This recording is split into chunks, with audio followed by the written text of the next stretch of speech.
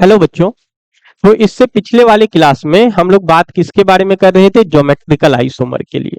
तो मैंने geometrical isomer में आप लोगों को कई सारे बात डिस्कशन किए थे कि भैया ज्योमेट्रिकल आइसोमर कहाँ पॉसिबल है। ठीक है, तो मैंने बताया था ज्योमेट्रिकल आइसोमर कहाँ पॉसिबल है, बोलो। दो एटम के बीच में क्या होना चाहिए? Restricted rotation. जैसे दो एटम है, कार्बन कार्बन के बीच में डबल बॉन्ड है, यहाँ क्या है? Restricted rotation.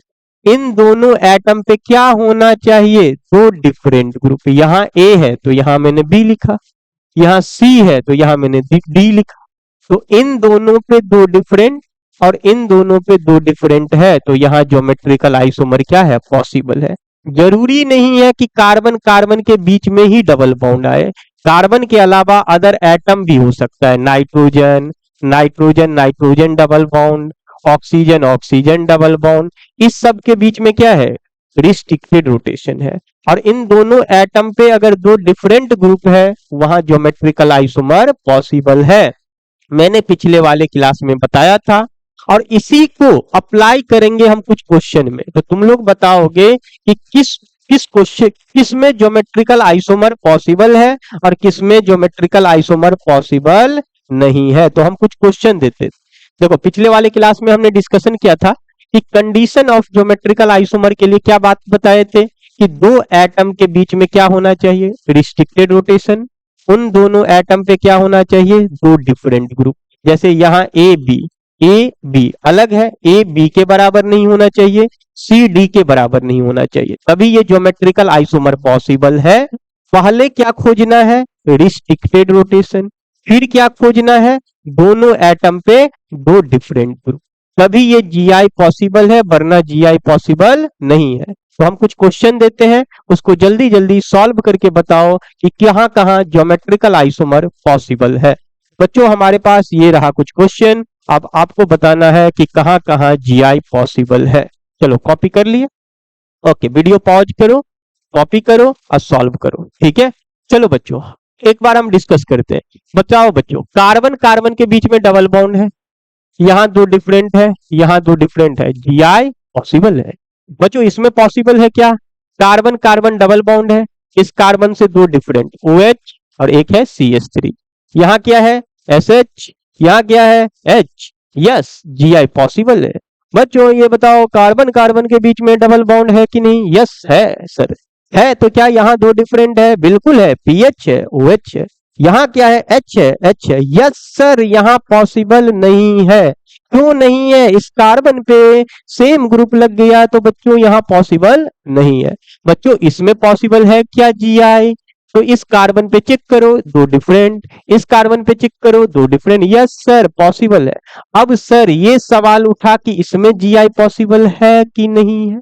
तो कार्बन कार्बन के बीच में डबल बॉन्ड है, इस कार्बन पे दो डिफरेंट है। अब इसको कैसे चेक करोगे? तो बच्चों, इस कार्बन को बीचों बीच कट करो, दांत से नहीं काटना है, प्लेन से कट करना है।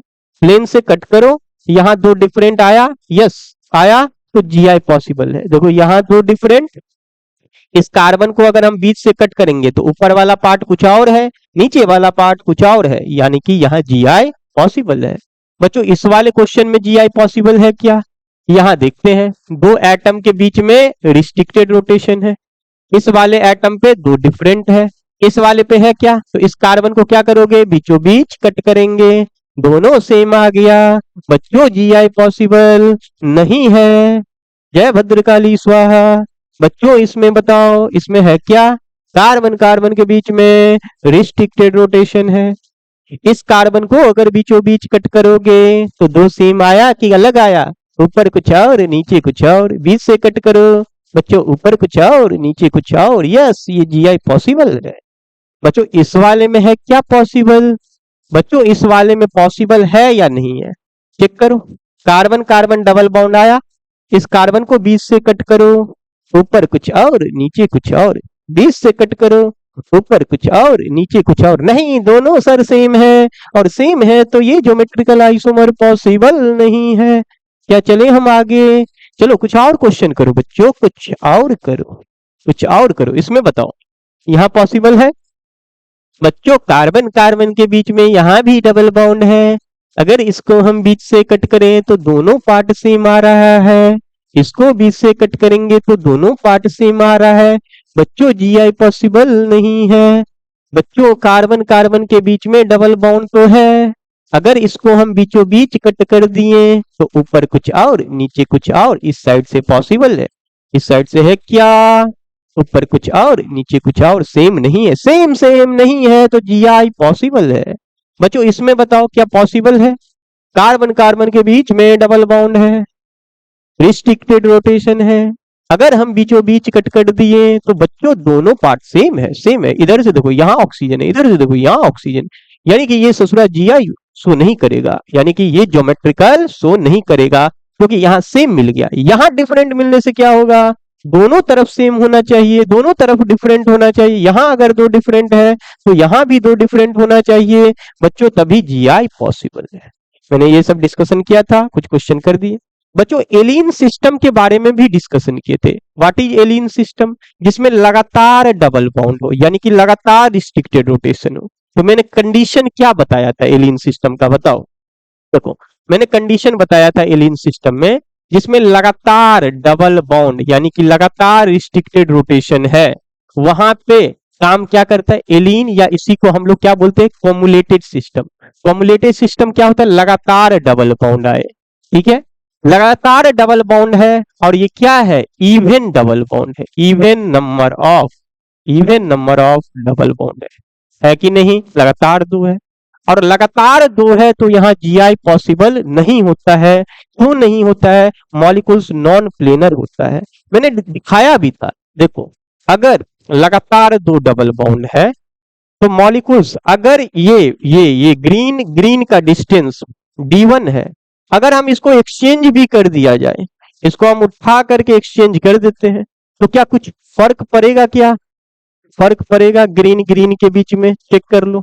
देखो अगर व्हाइट के जगह पे ग्रीन था तो ये ग्रीन, अगर ये ग्रीन का डिस्टेंस d1 है, तो अगर एक्सचेंज भी कर दें तो ये ग्रीन का डिस्टेंस क्या रहेगा, सेम रहेगा। मतलब एक्सचेंज करने पर कोई डिस्टेंस में फर्क नहीं आएगा, और फर्क नहीं आएगा तो ये मॉलिक्यूल्स नॉन प्लेनर होगा, प्लेनर बच्चों नहीं होगा। तो याद रखना है, अगर even number of double bond आएगा तो ज्योमेट्रिकल आइसोमर पॉसिबल नहीं है, चाहे ग्रुप डिफरेंट क्यों ना हो। रीजन क्या बोलेंगे? बोलेंगे कि एक्सचेंज करने पर कोई भी डिस्टेंस में फर्क नहीं आता है।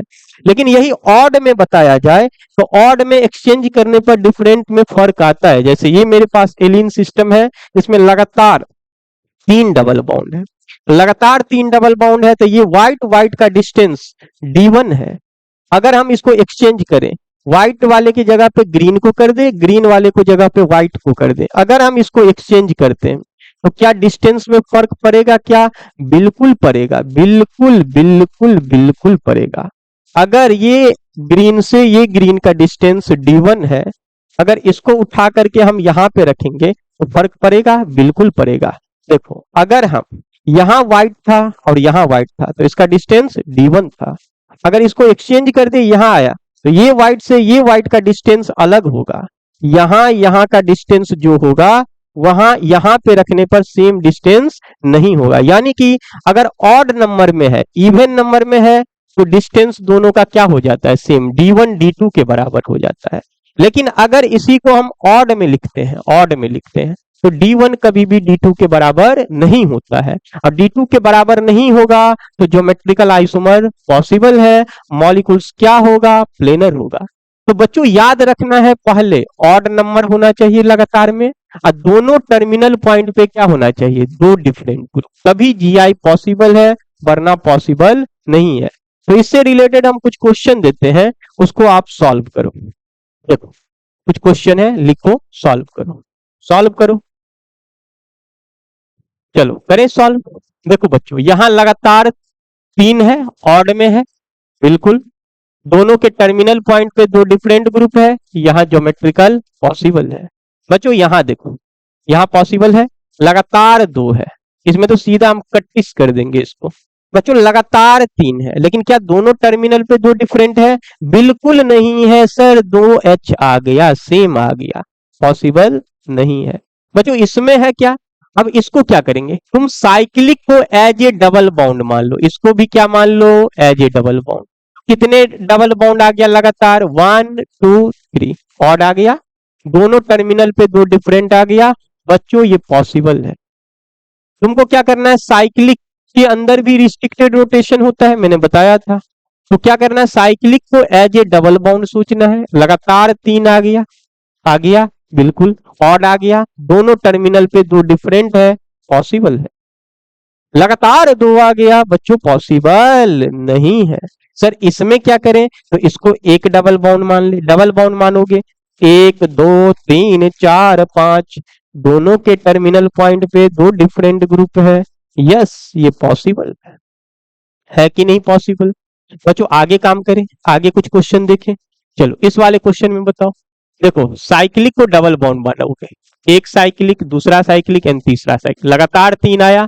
क्या दोनों टर्मिनल पे दो डिफरेंट है, यस, कुछ नहीं है तो एच है, कुछ नहीं है तो एच है, यानी कि यहां भी जी आई पॉसिबल है। बच्चों इसमें है क्या पॉसिबल, बच्चों एक साइक्लिक को एज ए डबल बॉन्ड मानो, एक डबल बॉन्ड, दो डबल बॉन्ड, तीन डबल बॉन्ड, चार डबल बॉन्ड, इवन आ गया। ये ससुरी पॉसिबल नहीं है।